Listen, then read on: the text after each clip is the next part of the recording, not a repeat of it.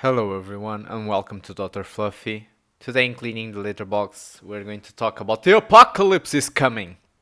YouTube is over. The party is over. We need to leave the boat, go to another place, leave YouTube, something new has to come. Or at least that's what everybody's talking about. So apparently companies decided to start removing their ads from YouTube because the Wall Street Journal, of course the Wall Street Journal, and other publications decided to do another hit piece and another slanderous piece, this time against YouTube itself, showing some ads showing in like what they consider racist videos. So companies decided, oh, we don't want our ads to be shown in racist and offensive content. Now, the first problem, of course, is that what is, for example, offensive is very subjective, and you cannot control that. Like, one thing is like full-blown racist videos, like videos of, for example, extreme Islamic terrorist propaganda, or videos of Nazis, really real Nazis, doing political speeches. Another thing is what other people consider to be offensive and maybe racist, because we all know that in the current days, that can be just having a different opinion than somebody else. That is not racism. That is ridiculous. Another thing is that these companies cannot pick and choose like that. They're already having like the cheapest way to publicize their products ever in the most effective way. They cannot be pick and choosy on the videos that it goes, because YouTube is a free and open platform. If you decide to publicize in YouTube, then your videos are going to be in a variety of different subjects. And unlike YouTube and these companies think, for example, political videos right now are where a lot of the views are. A lot of people care about this, and you cannot just say, "Oh no, we don't want videos on those type of content." Now YouTube can do a different thing, especially if they're fans of free speech. What YouTube can do is they can create two tiers of advertisers. One advertiser is like rated R advertisers or mature advertisers, and the other one is child friendly. And then they select these ads showing every video. In every video that applies for monetization, the other ones only appear on what they consider family friendly content. By doing this separation, the companies themselves can choose where they want their videos to be publicized. Do you want to go to the family-friendly route, where like, I don't know, maybe 25% of people maybe are going to see them? Or do you want to go to the highest tier, where everybody's going to see it? Do you want mature content, where adults are going to see it? Or do you want just children and SJWs to see your content? Because if I was an owner, for example, of a car company, I wouldn't want to publicize my cars to family-friendly content, because that family content is probably people that are only like, I don't know, 14, 13 years old, even younger. Like the mature audience is watching mature content, what you don't call family-friendly. And those are the people that have money to buy cars. So do you want to publicize the cars to the children? That makes no sense to me. But at least you would have a choice. You would have the mature and you have the family-friendly. And then you have adverts for both things, and the advertisers would be happy. But this is, of course, my suggestion to Google to improve their situation. But let's talk about the situation we are in right now. For example, I'm not a content that is making money. I'm very young on YouTube. My channel has like 2 months or something. So I don't have really a beef on the situation. But overall, I think this is completely blown out of proportion, because these companies are thinking that their image is going to be tarnished for having a video appear in a content that they call offensive.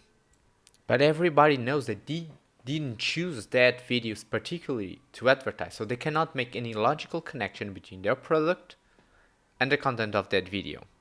On the other hand, when you pulled your ads from YouTube after a slanderous piece that everybody knows is a slanderous piece, you're sending the message to the audience, to the immense audience of YouTube, that you're pro-censorship.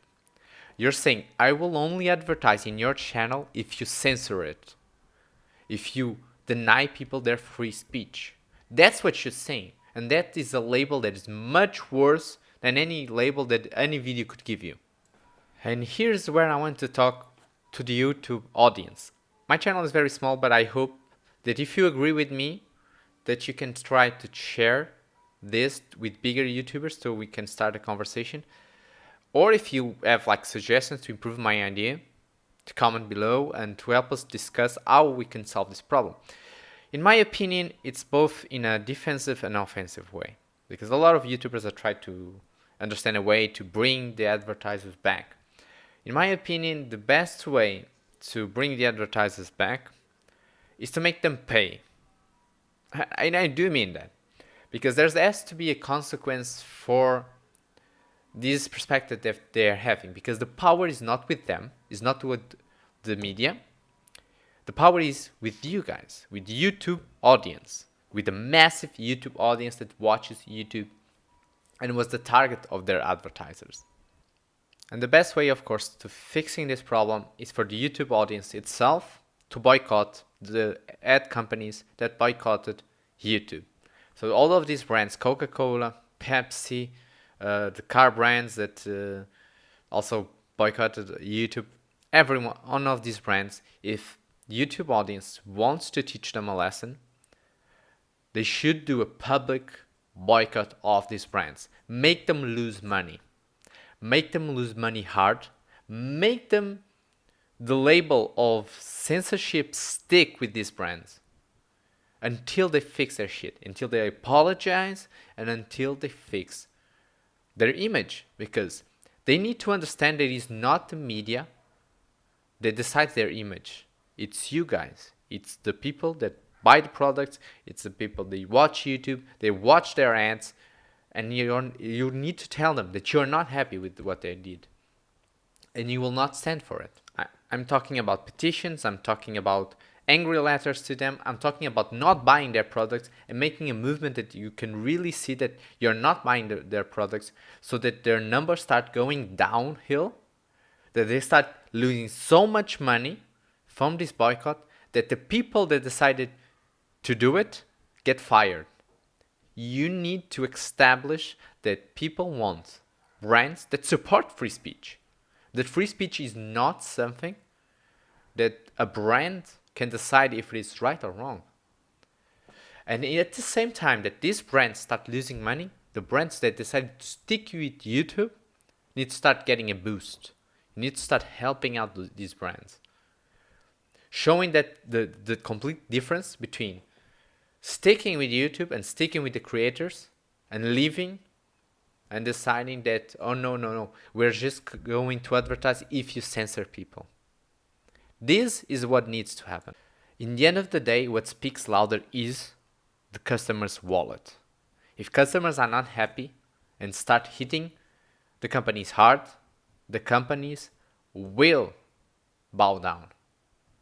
And this is what needs to happen. In my opinion, I think the big YouTubers need to get together, speak with their audience, organize a big boycott to these brands, and make them apologize. Make them apologize for what they did. And make them understand that times have changed. The media does not dictate your value. The audience, the people, is what dictates your value. And if you piss off the people, your company is doomed. I don't care if you're Coca-Cola, Volkswagen, Pepsi, AT&T, every company has a weak spot, and you're already probably losing money, because if, regardless of what you think, YouTube is the best way to publicize anything, You have the link, you click it, immediately goes to the page, you buy what you want, and you are constantly being bombarded with publicity. Even if you skip it, even if you skip after 13 seconds, you already know that product is there. It's like a fail-safe, sure way of publicizing, and it's cheap. Come on, no matter how much money you think creators make, it's cheap to publicize on YouTube. These people are making content for you guys, don't receive very low pay compared to what Google earns and compared with what those brands earn overall from the publicity they make. But now it's not enough that they're just losing the money they could be making by not publicizing YouTube. We need to make them understand that we will not take this anymore. Now, I don't have the public to organize something like this. I would love that a big YouTuber would catch up to my idea, to catch up with my concept, and make this happen. Because I think it's the quickest way and more effective way to solve this problem. And to make sure that companies start changing their ways. And of course, we also need to do something about Wall Street Journal and all of those publications, because they also need to start paying a price. I think there should be already enough reason to gawker these publications to the ground, because the slanderous pieces that they make, some of them cannot be legal, because this is absurd. You cannot just lie about people, about organizations, and get away with it scot-free. There's something wrong here when a publication can just blatantly lie and cost millions to a company and to creators, and nothing happens to them. They're frustrated. They're losing the battle of the media, and they do whatever they want to try to recover their losses and try to bring people back. But people will not be back. People don't care about your lying pieces of garbage. People have moved on. If YouTube falls, there will just be another social media network that will going to replace YouTube with. People are not going to go back to the mainstream media and just swallow your lies again. I'm sorry, it's not going to happen, no matter how much you struggle. And I think these mainstream media publications need to start paying the price for these attacks and for this slander and lies and misrepresentation of the truth. It's time. This needs to end. First was PewDiePie, now this stuff with YouTube. They are desperately trying to kill YouTube, but they will not succeed, and we need to stop them. And the way to stop them is to show not just the public in general, but these companies, that they cannot trust the media, and they need to provide service to us, the customers, the billions of people that watch YouTube. Not the thousands of people still watching the Wall Street Journal. I would love to hear your thoughts on. Share my video if you can, especially to big YouTubers trying to get a different take on it, maybe a more aggressive take on how to recover this problem. Leave a like if you can. Subscribe if you haven't. Follow me on Twitter, because I always get my videos first there. And overall, stay fluffy.